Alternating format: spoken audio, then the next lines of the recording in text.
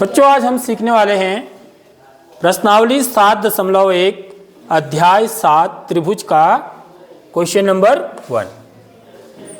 क्या कह रहा है देखिए, चतुर्भुज ए बी सी डी भी है, ठीक है। ए बी सी डी एक चतुर्भुज है जिसमें ए सी किसके बराबर है, ए डी के बराबर है। देखिए यह वाली भुजा इस वाली भुजा के बराबर है और ए बी कोण ए को समद्विभाजित करता है। ए बी जो है, ये जो लाइन ए बी है, ये कोण ए को, कोण ए कितना हुआ, पूरा इतना कोण ए वाला कोण हुआ, इसको समद्विभाजित करता है का मतलब दो बराबर हिस्सों में बांटता है। मतलब यदि ये कोण, उदाहरण के लिए यदि ये कोण 40 अंश का है तो ये वाला कोण भी कितने अंश का होगा, 40 अंश का। ये बात आ रही समझ में।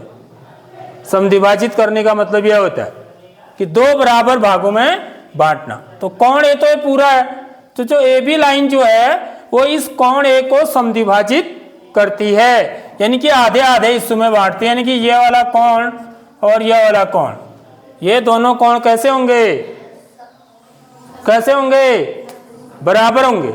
ये दोनों कोण कैसे होंगे, बराबर होंगे। 40 अंश तो मैंने खाली उदाहरण देने के लिए बताया आपको, ठीक है। तो ये कितने, जितने भी अंश के होंगे बराबर होंगे। समद्विभाजित करने का मतलब यह होता है दो बराबर भागों में बांटना, बाइसेक्ट करना। दर्शाइए कि त्रिभुज एबीसी, आपको क्या दर्शाना है कि त्रिभुज एबीसी, ये वाला ऊपर वाला त्रिभुज सर्वांगसम है त्रिभुज एबीडी।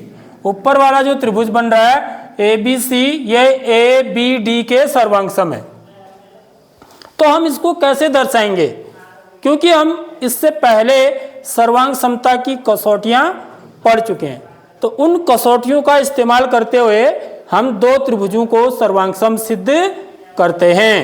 तो कसौटियां क्या क्या हैं हमारे पास, कसौटियां हैं एक तो एस एस एस, ठीक है, फिर दूसरा एस ए एस, तीसरा ए एस ए, चौथा आर एच एस। तो इनमें से जो भी कसौटी यहाँ पे लगेगी उस कसौटी का उपयोग करते हुए हम इन दो त्रिभुजों को क्या करेंगे, सर्वांगसम सिद्ध करेंगे, ठीक है। तो यहां पर देखिए, एक तो ये वाली भुजा है, यह वाली भुजा इस भुजा के बराबर दे रखी है आपको प्रश्न में, ठीक हो गया। तो यानी कि एस हो गया, मेरे को एस मिल गया एक, ठीक है, एस मिल गया। ये समझो आप, साइड इस, ये साइड इस साइड के बराबर है, ठीक है। ये वाला कोण देखिए, ये वाला कोण, इस वाले कोण को क्या बोलेंगे हम, कोण बी ए सी या सी ए बी। ये वाला कोण इस वाले कोण के बराबर है, समझ रहे हो बात। तो कोण बी ए सी, कोण बी ए सी किसके बराबर है, इस वाले कोण के, कोण बी ए डी के। यानी कि मुझे क्या मिल गया, एक ए मिल गया, एस भी मिल गया, ए भी मिल गया, जो दोनों में बराबर है। समझ पा रही नहीं आ रही बात, दो चीजें मिल गई हैं, एस और ए, ये तो दिया ही हुआ है प्रश्न में। तो देखिए एस और ए मिल गया मुझे, एस और ए मिल गया, देखिए ये एस और ए। अब क्या चाहिए मुझे, एक एस चाहिए और एक भुजा और कोई ऐसी मुझे चाहिए जो दोनों में कैसी हो, बराबर हो। वो आपको छांटनी होती है, बस यहीं पर दिमाग लगाना है, इसी में दिमाग लगाना है। समझ रहे हो नहीं समझ रहे हो बात। ये भुजा इस भुजा के बराबर है, ये कोण इस कोण के बराबर है, यानी कि भुजा मिल गई है, कोण मिल गया। एक भुजा और भी ऐसी भी है जो दोनों में बराबर है, अब वो आपको छांटना है, कौन है वो करके। कोई बच्चा बता सकता है, कोई बच्चा बता सकता है।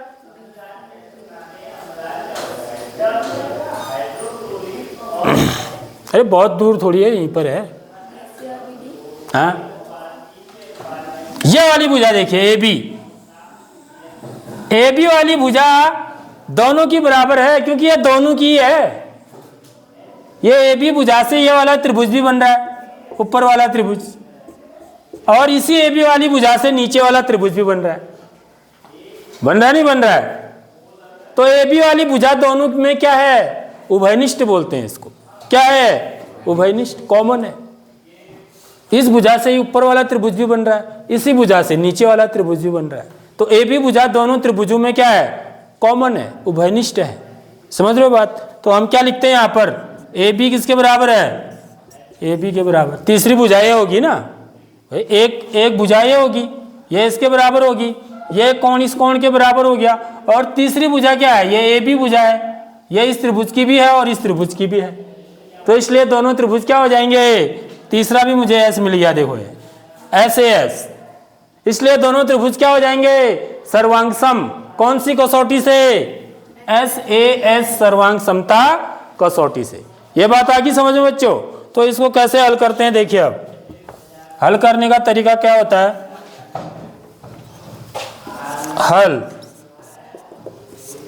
जो त्रिभुज हमको सर्वांग सम सिद्ध करने हैं, हम उन त्रिभुजों को लेंगे, ठीक है। त्रिभुज ए बी सी तथा त्रिभुज ए बी डी में ऐसे लिखा जाता है। त्रिभुज ए बी सी तथा त्रिभुज ए बी डी में ए सी बराबर, ए सी किसके बराबर है, ए डी के बराबर। ये कहां से आया, ये प्रश्न में ही दिया है, तो यहां पर प्रश्न में दिया है तो यहां पर दिया है लिखते हैं, ठीक है। गिवन,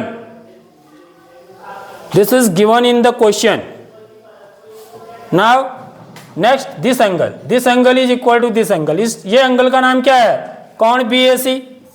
कोण बी ए सी बराबर किसके है, कोण बी ए डी के बराबर है, क्योंकि ये चीज लिखी हुई है, देखिए ए बी कोण ए को समद्विभाजित करता है, इसका मतलब यही है। समझ में आ रही बात? ए बी कोण ए को समद्विभाजित करता है, मतलब दो बराबर हिस्सों में बांटता है, इसलिए ऊपर वाला कोण जितने अंश का होगा उतना ही यह वाला कोण भी होगा। यानी कि कोण बी ए सी किसके बराबर है, कोण बी ए डी के। ये भी क्या है, ये भी प्रश्न में ही दिया है। आपने सिर्फ कहां दिमाग लगाया, यहां पर ए बी बराबर ए बी। समझ रहे हो बात? ये चीज सोचनी है। ए बी किसके बराबर है, ए बी भाई, क्योंकि ए बी इसकी भी भुजा है। देखो इस त्रिभुज में ए बी आ रहा है, ए बी इस त्रिभुज की भी भुजा है, देख लो। तो दोनों की क्या है, उभयनिष्ठ भुजा है। इसको क्या बोलते हैं हम, उभयनिष्ठ भुजा, इसको उभयनिष्ठ भुजा बोलते हैं, ठीक है। समझ आ गई नहीं आई बात? ये तीन चीजें हमने सिद्ध कर दी, तीन ही सिद्ध करनी होती हैं। देखो एस ए एस, इसलिए ये क्या हो गया मेरा एस, ये क्या हो गया ए, ये क्या हो गया एस। तो इसलिए हम क्या बोलेंगे, त्रिभुज ए बी सी सर्वांग सम है त्रिभुज ए बी डी के, ठीक है। समझ आ गई बात? कौन सी कसौटी से हुई सर्वांग सम, यह है जो कसौटी यहां पर है, ये लिखनी पड़ती है। कौन सी कसौटी से या कौन से नियम से, S A S, S A S सर्वांग समता, सर्वांग समता कसौटी से, कसौटी या नियम, कसौटी से, ठीक है बच्चों? आगे बात समझ में? तो इस प्रकार हमने इनको क्या किया, सर्वांग सम सिद्ध किया। अब ये एक सवाल और नीचे पूछ रहा है, बीसी और बीडी के बारे में आप क्या कह सकते हैं। बीसी कौन सी भुजा है, यह वाली, और बीडी कौन सी भुजा है, यह वाली। अब इसके बारे में आप क्या कह सकते हैं, बताओ? ये भी बराबर होंगे। फिर समझ में आगे नहीं आई बात? क्यों? क्योंकि ये दोनों त्रिभुज कैसे सिद्ध कर दिया आपने, सर्वांग सम सिद्ध कर दिए। तो सर्वांग सम त्रिभुजों के संगत भाग क्या होते हैं, बराबर होते हैं, ठीक है। बाकी शेष भुजाएं और शेष कोण वो भी क्या होंगे, ऑटोमेटिक बराबर हो जाएंगे। यह वाला कोण इस कोण के बराबर हो जाएगा और यह वाला कोण इस कोण के बराबर हो जाएगा, यह वाला कोण इस कोण के बराबर हो जाएगा, क्योंकि यदि ये सर्वांग सम है तो यह वाला कोण जो है बच्चों इस कोण के बराबर हो जाएगा और यह वाला कोण जो है वो इस कोण के बराबर हो जाएगा, और यह वाली भुजा भी, ठीक है। ये तो हमने क्या किया, उभयनिष्ठ थी, और यह वाली भुजा इस वाली भुजा के बराबर हो जाएगी, ठीक है। तो इसलिए AC और BD के बारे में हम क्या कह सकते हैं, यहां पर लिख रहा हूं, इसलिए AC किसके बराबर होगा, BD के बराबर होगा। ठीक है, इसको क्या कहते हैं हम, सर्वांगसम त्रिभुजों के संगत भाग, क्या बोलते हैं, सर्वांगसम त्रिभुजों के संगत भाग। और शॉर्टकट में इसको क्या लिखते हैं, मैंने बताया था, एक इसका शॉर्टकट नाम है CPCT। CPCT, CPCT का मतलब हुआ corresponding parts of congruent triangle, corresponding parts of congruent triangle, सर्वांगसम त्रिभुजों के संगत भाग।